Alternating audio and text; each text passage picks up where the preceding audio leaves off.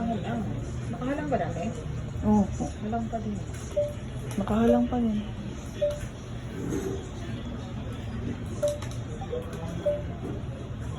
May isa ka pang ultrasound niya bago ka naman. Naka-ultrasound pa yun ang doktor.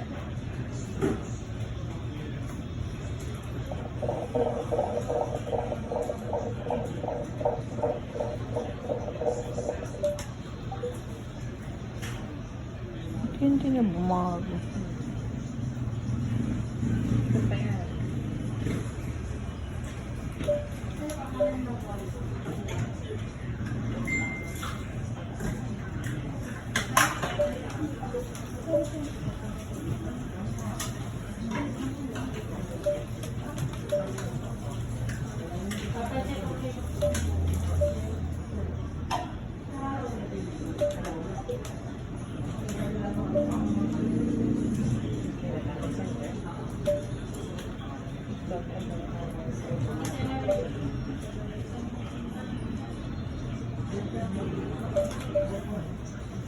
Ito yung paa, sa gilid. Ito yung ulo.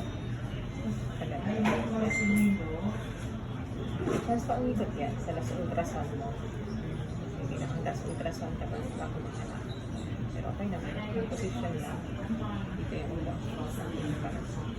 Tubig okay naman. Yung direction naman na gano'n. Tubig mo okay na. Puso. Malaki po ba? Hindi naman. Okay, dito na. Okay na. Yun lang yung position lang. Baka yun lang ipamamonitor sa'yo.